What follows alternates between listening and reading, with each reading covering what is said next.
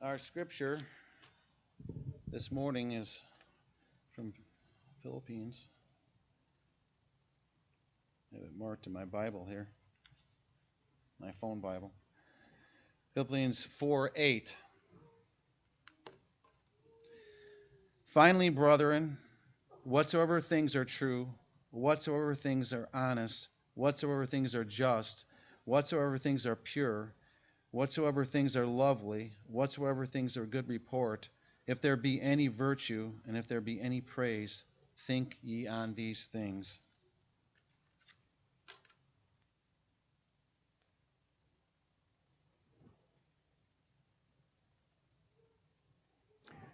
Good morning. Now, someone said to me they found that 1,000 Little Angels a little preposterous. It was a children's story. And you're all children, and I'm sure a good number of you enjoyed it as well. How many of you, don't speak out, just raise your hand. How many of you read the sign on the church this morning? One? Two, three people? I guess we may as well take it down.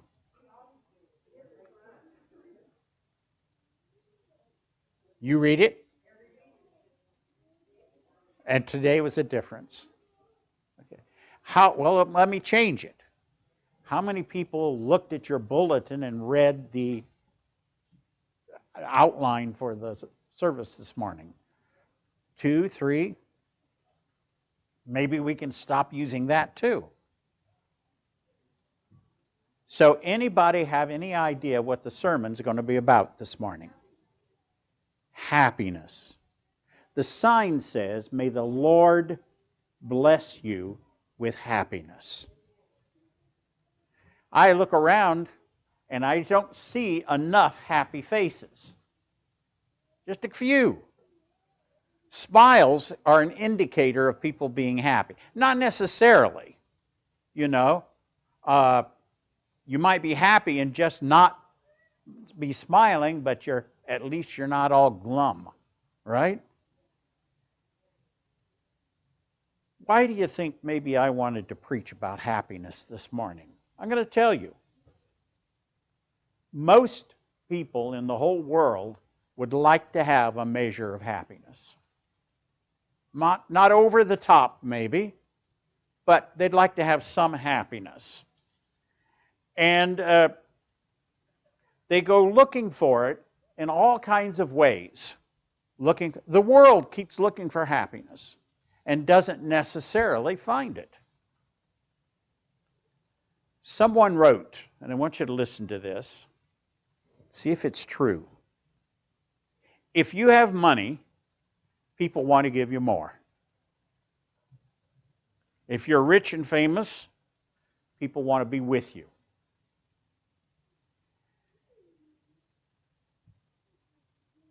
If you're rich and influential, corporate boards want you to join them and attend their meetings. Give your opinions about things you don't know anything about. That's good for most people. We're all prone to do that.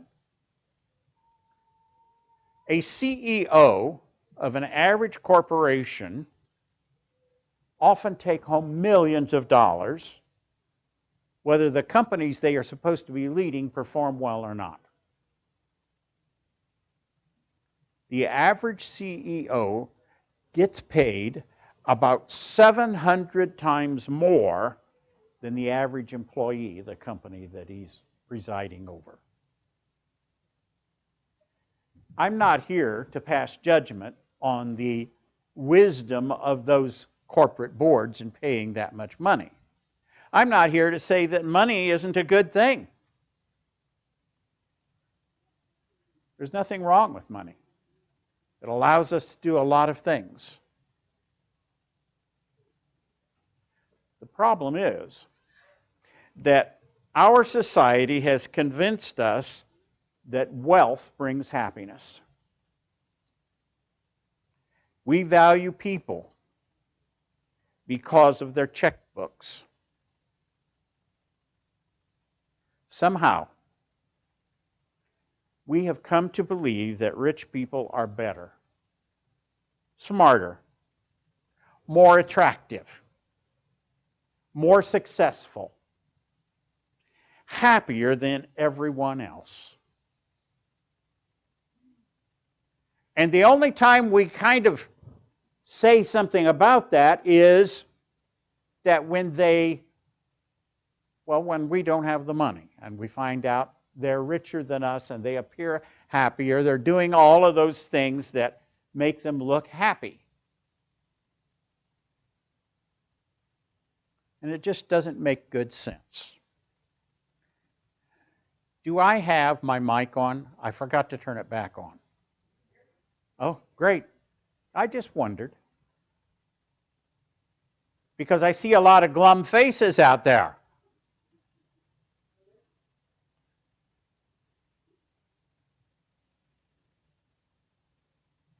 Even if it doesn't make good sense that money doesn't buy happiness, God's program is different.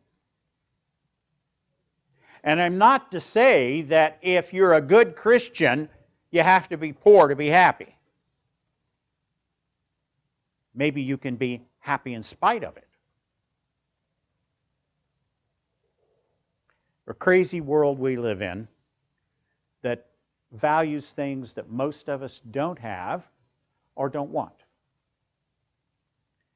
But I'm going to tell you this morning that a Christian has a different focus than most of the people in the world. I'm going to list 3 things that I believe we need to focus on. The first thing is we need to focus on positives, not negatives. We need to focus on praising and not griping. We need to focus on giving and not getting.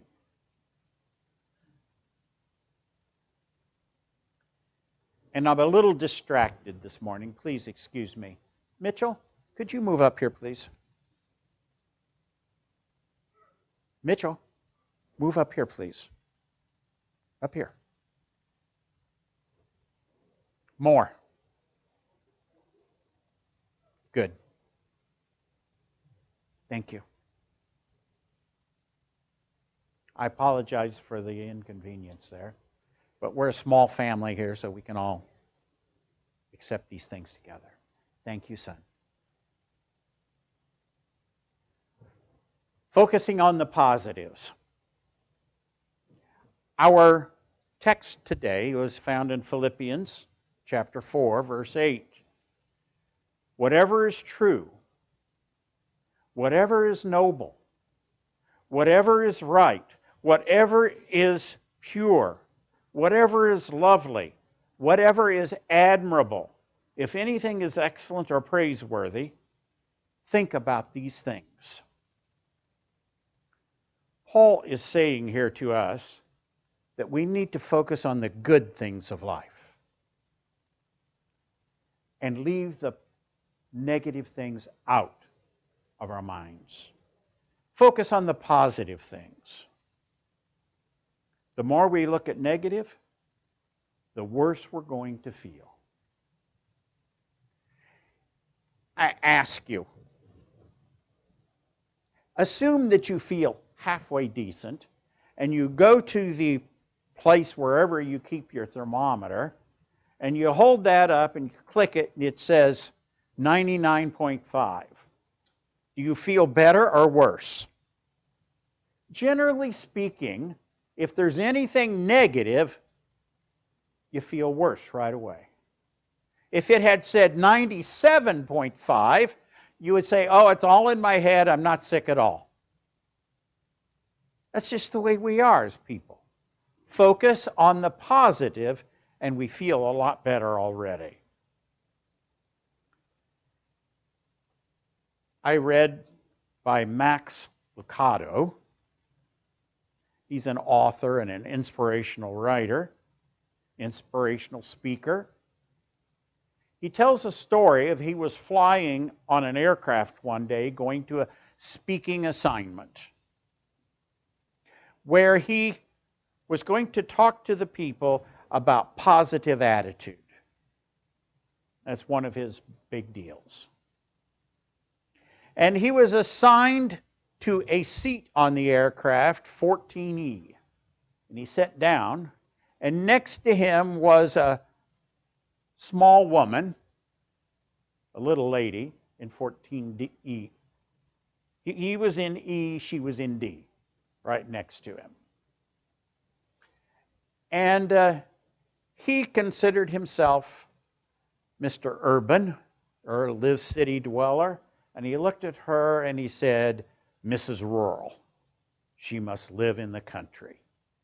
He immediately formed an opinion of her, and he said to himself, Mrs. Hick. And I am Mr. Well-educated, well-spoken fella. Often people make opinions of others just when they look at them. And as he was thinking about that, he said, she's a homebody. I'm a professional. She can see, and I'm blind. Because after I tell you about the experience, you'll understand why he said that. Max groaned because he was having a bad day. Had a bad attitude already. His week had been very hectic. And when he got up that morning, he had a toothache. Nothing gets on your nerves more than a toothache. And so he ordered from the hotel desk some toothache medicine, used it, and as in his hurry to pack up and get on to his plane appointment, he forgot it. When he got on the aircraft, he wanted to put his seat back and just go to sleep. Didn't happen that way. He soon found out, in his words now, he was sitting next to Gomer Pyle's mother. Nobody's laughing. All right. Oh boy, look at that one. She pointed out the window at another airplane. Is our airplane that big? No. He thought his short remark would put an end to her questions. It didn't. I'm on my way to Dallas. Have you ever been to Dallas? My son lives there. He had the flu last week. He had a terrible problem with his stomach. He got a new dog. It's a Labrador. Did you ever hear of a Labrador? And she went on and on. She had this uncanny ability to answer all of her own questions with other questions.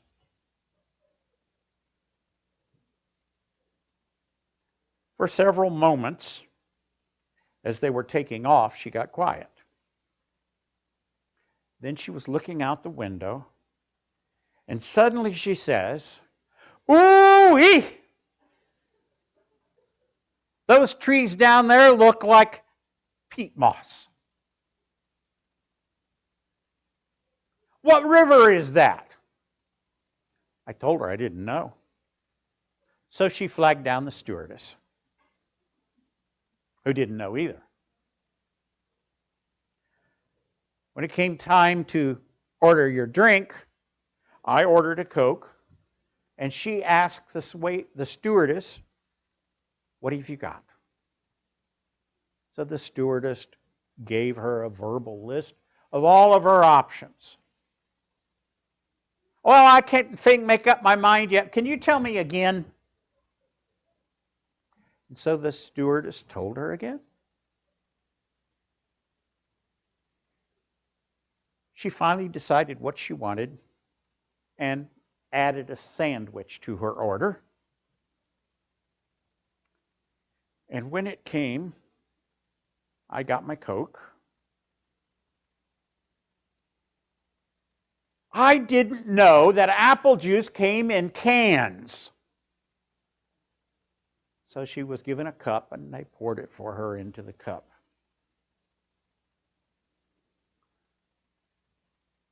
when her sandwich came, she let out a loud, "Oh, my!" Even the pilot could have heard her. "They put mayonnaise in here. Would you believe that?" Then I pulled out my laptop computer, and she was enthralled. Now, isn't that clever? And that went on for the whole trip. She fiddled with the seat adjustment. She fiddled with the light. She fiddled with the air adjustment. She was enthralled with the magazine. And when she wasn't fiddling with something, she was oohing or awing.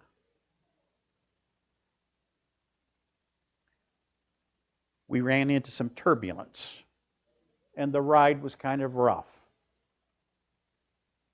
She got real quiet, and I looked over to make sure she was okay. She was grinning so big you'd have thought she was on the Ferris wheel at the county fair. It occurred to me she was the only person enjoying the trip. The rest of us sophisticated travelers were too mature to have fun.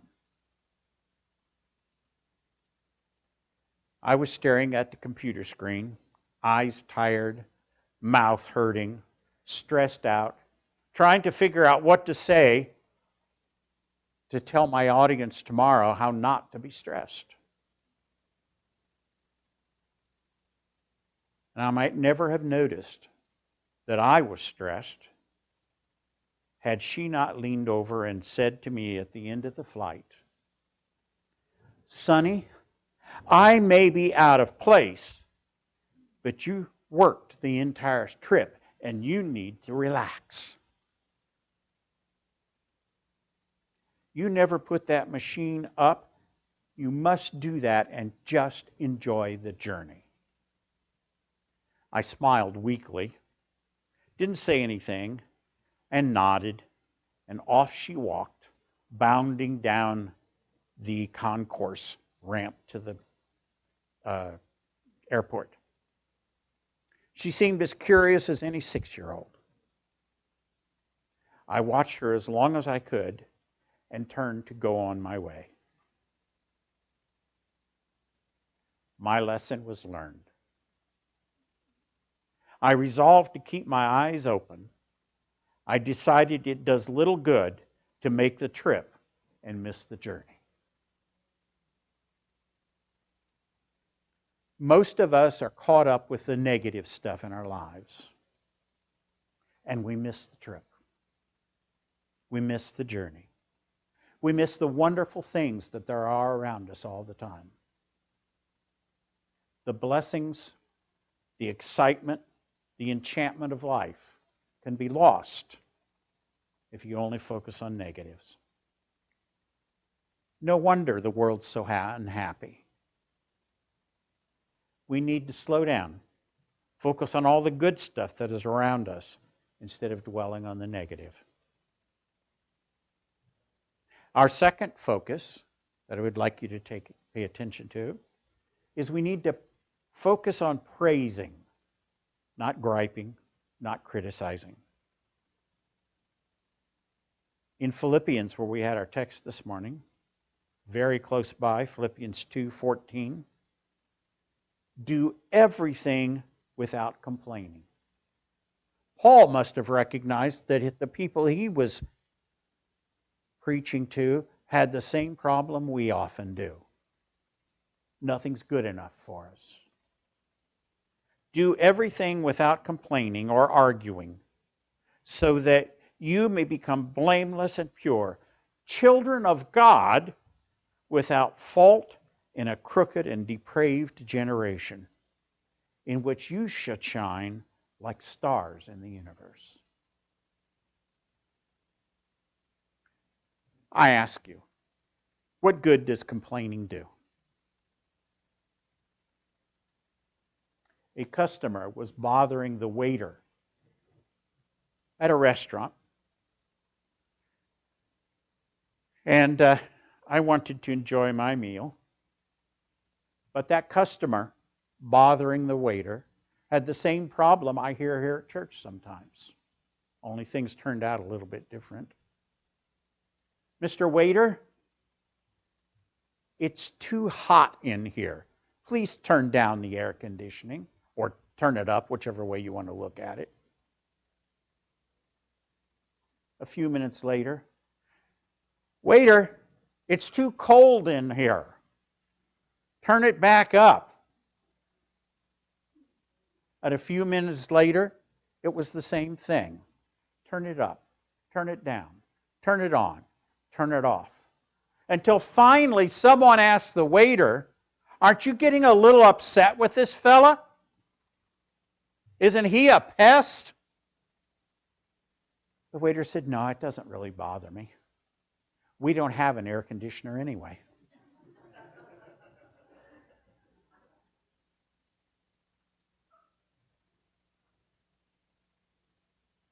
It just shows you that some of the time I don't even know what I'm complaining about.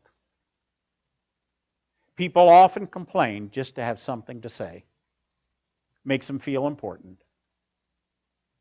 Most of the time, our complaints aren't justified, and they're certainly not helpful.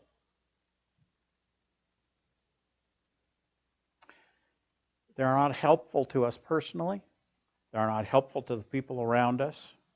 They don't build up anyone or anything. They don't make anything better. An author by the name of Marvin Phillips tells about riding in a plane one time with an elderly couple. Here we go, airplanes again, right?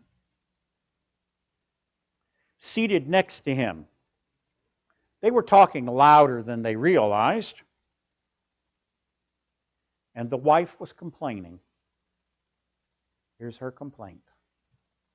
I don't like riding on these airplanes. Folks get on them with guns and knives, and they take you places you don't want to go. The woman's frail little husband said, now, honey, it's going to be all right. We taxied to the end of the runway and took off. It was a beautiful day for flying, and I didn't think any more about them until we landed. At the precise moment that the wheels touched down, the man said, you see, honey, we made it all right. To which she turned and abruptly replied, we ain't there yet. Are you like that woman? Can't see anything but the negative. In most situations in life, now listen to this. If you're anything like that woman and you can't see the positives, you can only see the negatives, and you tell everyone else about it, you're a thief. Did you hear me? Most people don't want to be called a thief, but you're stealing someone else's happiness.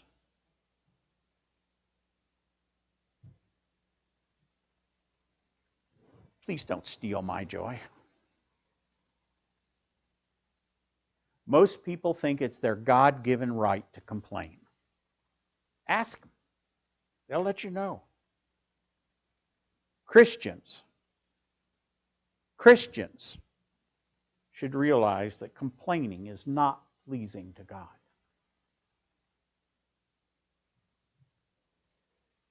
It's not my idea. Complaining is not pleasing to God, and that's not my idea. Paul said in 1 Corinthians chapter 10, and I'm going to read it to you, okay? For I do not want you to be ignorant of the fact, brothers and sisters, that our forefathers were all under the cloud, and that they all passed through the sea. They were all baptized into Moses in the cloud and in the sea. They all ate the same spiritual food, drank the same spiritual drink, for they drank from the spiritual rock that accompanied them, and that rock was Christ. Now listen to the rest.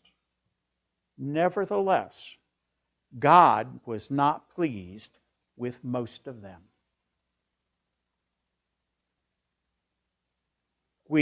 Most of us here have been baptized. We're almost all members of this church. And would it be a good thing if I stood up here and said, God is not pleased with most of us?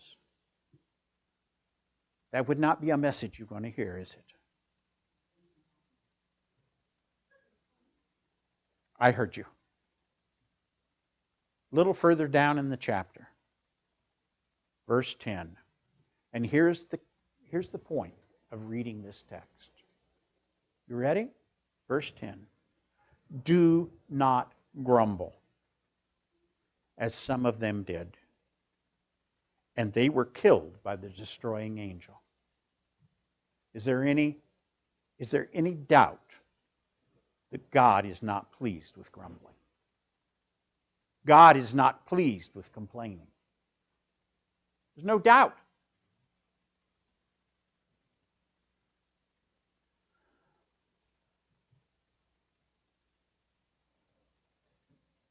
I like this little piece that I found when preparing for this sermon. Whenever you're tempted to tell your troubles to other people, remember that your listeners aren't interested.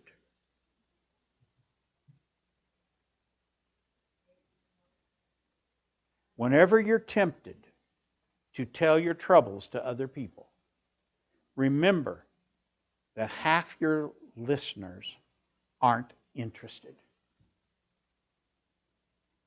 And the rest are glad you're finally getting what's coming to you.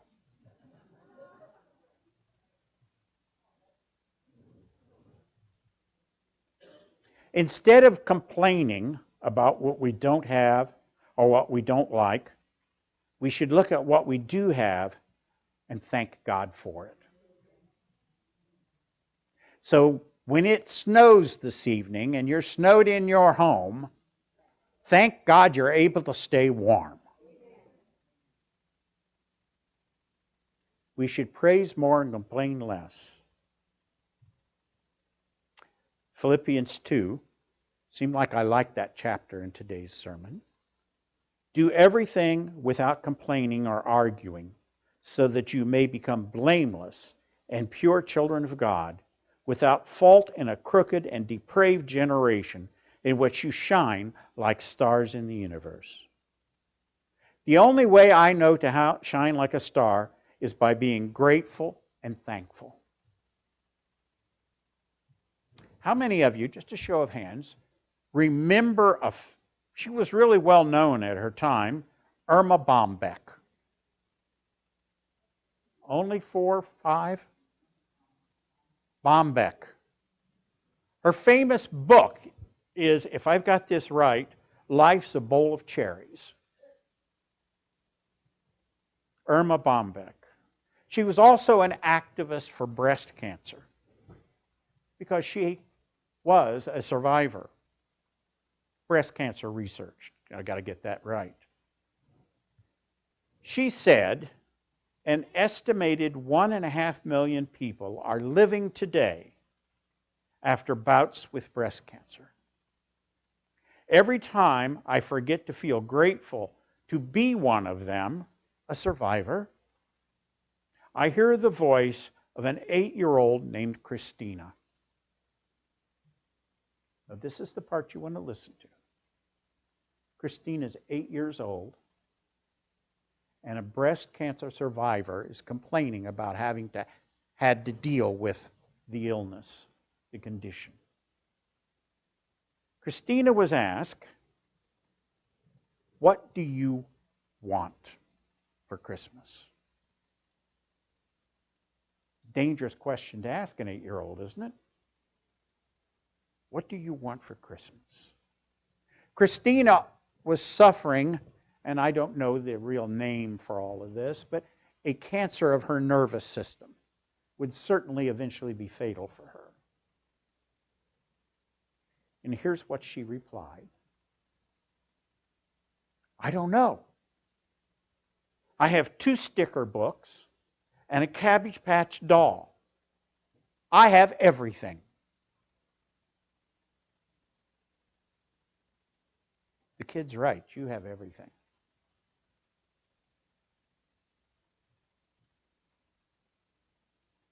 We have a whole lot more than we realize. We need to spend time thanking God and praising Him, and then we might find happiness in our lives. The third key that I would like to bring to you this morning is to focus on giving, not getting. Now, you're probably thinking that I'm going to be talking about money. You know, I've heard the comments made that whenever conference people come here, they talk about you should be giving more money. I'm not going to be talking about money, although money will be what I'm talking about. How about we give of ourselves? Help someone else. And money just happens to be a way we can do that easily. Most of us want to take the shortcut and put a couple of bucks in the offering plate instead of coming to work at the work bee at the church. Most, not all. I'm not talking to everyone. So money seems to be the way we give of ourselves sometimes. And we need to learn to do a little differently, even if it does entail money. I'm sure most of you have heard of John Rockefeller. Mr. Rockefeller became one of the richest people in the world. You heard of him, right? Quite a scoundrel as well. That's how he got rich, by really taking advantage of other people. He said that I never went to sleep any one night, never laid my head on that pillow without thinking they could all be gone tomorrow. You could lose everything. His life was a wreck. He was ill physically. He was ill mentally. He was ill emotionally. And then he had an epiphany. He woke up one day, he was 53 years old, the richest man in the world, who thought it could all be gone tomorrow. Not a very bright outlook. Something happened to change his mind. He decided he had great wealth, and the best thing he could do was give it away. So he formed a foundation, Rockefeller Foundation, to help those who were unfortunately poor. He formed this foundation to help research and to do other things for other people. He realized, after starting to give his money away, that he was starting to be happy. In trying to help people overcome disease and ignorance, he could feel like he was contributing. Now, I said that he was 53 when he had this epiphany, right? After he started giving away his money, he lived to be 98 years old. I figured he had 45 years because of this new, revitalized definition of success. Giving worked for John. Will it work for us? He worked every day for 45 years to give what he had away. Sounds pretty extreme to me. But we can never give too much of ourselves. You don't have to be a John Rockefeller giving away your fortune. You've got a fortune is you. Take time to help somebody else. Give yourself away.